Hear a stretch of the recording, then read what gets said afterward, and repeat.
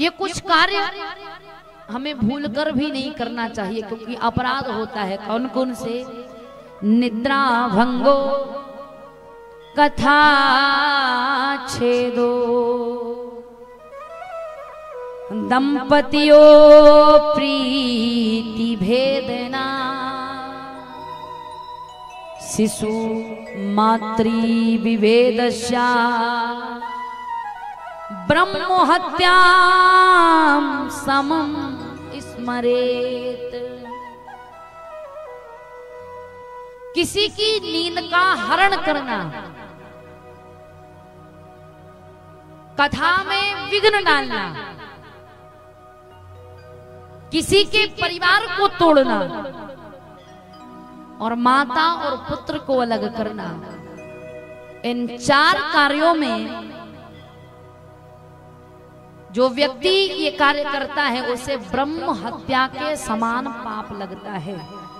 निद्रा भंगो कथा छेदो। अब निद्रा भंग करने का भाव आप ये मत समझ लेना कि कोई व्यक्ति सो रहा हो तो उठ से उठाओ मत। जैसे किसी विद्यार्थी की परीक्षा का समय है और वो अगर सो गया तो ये नहीं कि आप उसे उठाओ नहीं, अगर नहीं उठाओगे तो बेचारे की साल बर्बाद हो जाएगी। इतनी मेहनत की आप परीक्षा के लिए और परीक्षा के समय पेपर ही ना दे पाए, सो गया, पेपर निकल गया, पेपर नहीं दे पाए, साल खराब हो गई। या किसी व्यक्ति को कहीं जाना है और वो सो गया तो ये नहीं कि उसे उठाया ना जाए। इसका मतलब नींद से जगाना नहीं, इसका मतलब है कि किसी की नींद का हरण करने का भाव ये कि ऐसा कार्य मत करो जिससे किसी की नींद भंग हो जाए। जैसे कई लोग किसी का धन हड़प लेते हैं,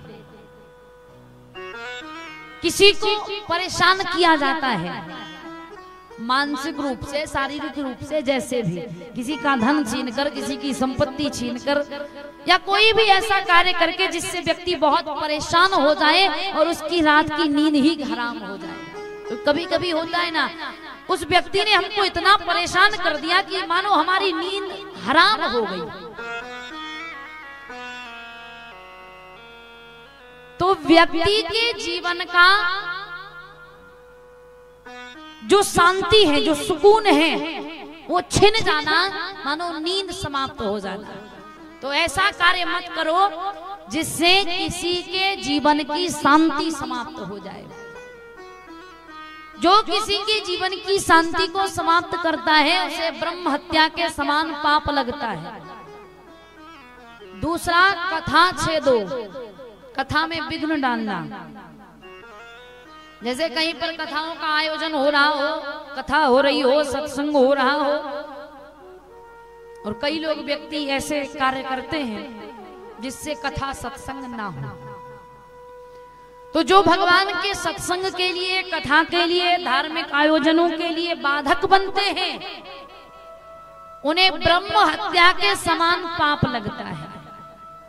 दूसरा, आप लोग जो कथा में बैठे हैं, कई लोग तो बड़े अच्छे से कथा सुन रहे हैं और कई ऐसे हैं जिनका कथा में मन लग ही नहीं रहा, तो ना खुद सुनते हैं ना अपनी पड़ोसन को सुनने देते कि तुम तो वो कथा छोड़ो, शंकर जी की कथा तो अपन मोबाइल पे सुन लेंगे, तुम तो हमारे घर की कथा सुनो। हाँ, सास ने ये कही तो ससुर ने वो कही, तो घर में ये हुआ तो वो हुआ, तो हमने ऐसी साड़ी देखी तो वैसी साड़ी देखी, कई प्रकार की बात। तो एक का तो मन लग रहा है कथा सुनने में और दूसरा उसे कथा नहीं सुनने दे रहा।